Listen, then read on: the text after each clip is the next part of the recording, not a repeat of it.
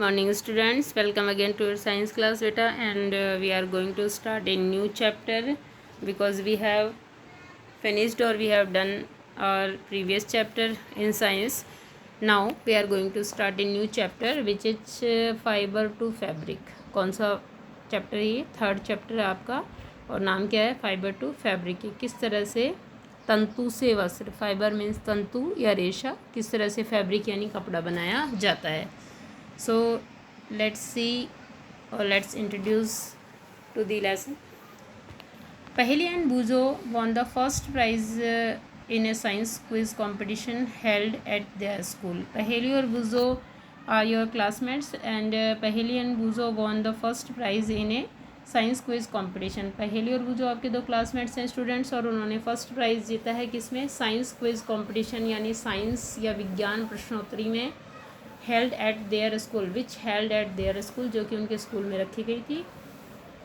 They were very excited and decided to use the prize money to buy clothes for their parents. अरे वाह, very good. Paheli and Bujho ने जो है वो बहुत अच्छा सोचा। उन्होंने प्राइज़ मनी से क्या ख़रीदना चाहा? अपने पेरेंट्स के लिए क्लोथ्स ख़रीदने चाहे।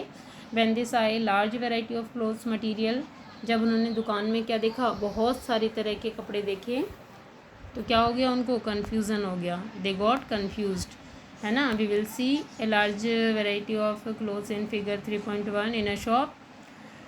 The shopkeeper explain that some clothes or fabric were cotton.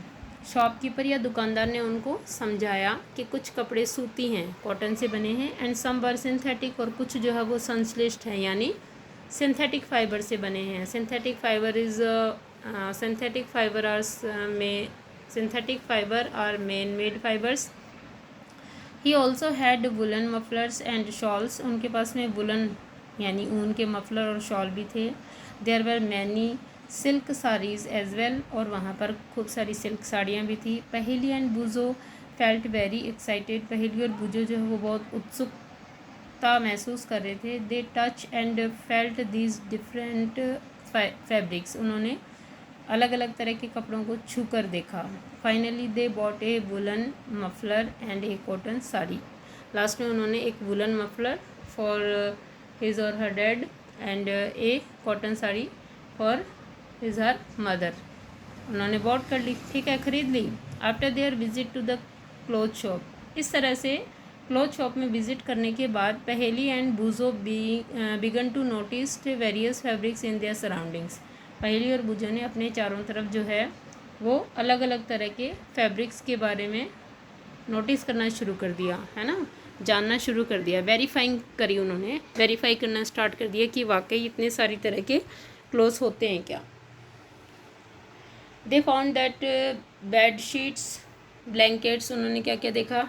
Bed sheet, blankets यानी कंबल, ठीक है, curtains, table clothes, towels and duster were made from different kind of fabrics, जो कि अलग अलग तरह की फैब्रिक से बने हुए थे। देखो, और एक huge variety of clothes in a shop students, you have already seen many time, I hope.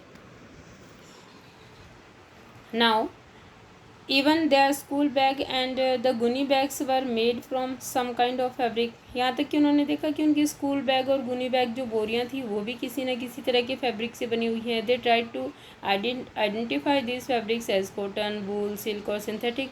अब वो इनमें से जो है फैब्रिक्स को पहचानने की कोशिश कर रहे थे, किस रूप में? कुछ को कॉटन के रूप में, वूल्स के रूप में, सिल्क और सिंथेटिक के रूप में। Can you also identify some fabrics, क्या आप कुछ और या कुछ फैब्रिक्स की पहचान कर सकते हो? नाउ वैरायटी इन फैब्रिक्स, देखेंगे किस तरह से कपड़ों में भिन्नता होती है या अलगपन होता है। Now we will do for understand this activity 1, visit a nearby tailoring shop. आपको जो है पास के टेलर की शॉप में जाना है। Collect cutting of fabrics left over after stitching, सिलाई के पश्चात जो कपड़े की कटिंग बच जाती है, कतरन बच जाती है, उसको इकट्ठा करना है। Feel and touch each piece of fabric, हर एक फैब्रिक पीस को छूकर देखना है। Now try to label some of the fabric as cotton, अब इनमें से कुछ फैब्रिक के टुकड़ों पर आप कॉटन का लेबल लगाइए। सिल्क, वूल एंड सिंथेटिक, पहचान करके आपको ये लेबलिंग करनी है। After asking for help from the tailor, ठीक है ना। After asking for help from the tailor, इसमें आप जो है वो टेलर की मदद लें, उससे पूछने के बाद इसकी लेबलिंग करें। Do you wonder what these different fabrics are made, क्या आप ये जानने के इच्छुक हैं कि ये जो डिफरेंट फैब्रिक्स है वो किससे बने होते हैं। When you look at any fabric, जब आप किसी फैब्रिक को देखते हैं, it seems a continuous piece, तो ये एक कंटिन्यूस पीस के जैसा दिखाई देता है आपको। ये मीन्स इसमें कहीं भी कोई भी होल नहीं होता या कहीं कोई डिफरेंस या स्पेस नहीं होता है। Now look at it closely, चलिए इसको करीब से देखते हैं। व्हाट डू यू नोटिस, कि आपने क्या देखा। And we will see the closely the close in figure 3.2 activity 2, ठीक है। Select a piece of cotton fabric, आप जो है वो एक कॉटन फैब्रिक का पीस लीजिए। You labelled in activity first, अब जो है वो आपको कॉटन का पीस लेना है जिसके ऊपर आपने एक्टिविटी फर्स्ट में कॉटन का लेबल लगाया था। Now try to find a loose thread और yarn at one of the edge, अब इसके किसी एक किनारे से कोई लूज धागा या तागा है तो उसको खींचने का प्रयास कीजिए। And pull it out figure as like figure 3.3। If no loose, इस तरह से खींचना है आपको, pulling a thread from a fabric, ठीक है।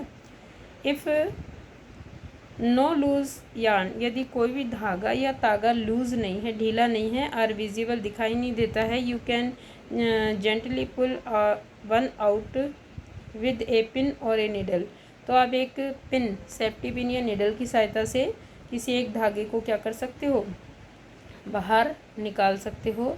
We find that a fabric is made up of yarn arrange together, हमने देखा कि फैब्रिक्स जो हैं वो कैसे बनते हैं, एक पर्टिकुलर सिचुएशन में क्या किया जाता है, अरेंज किया जाता है यार्न्स को with each other. What are these yarns made up of? अब now we will study about the making of yarns, कि किस चीज़ से बने होते हैं, how made these yarns in your next video, and you will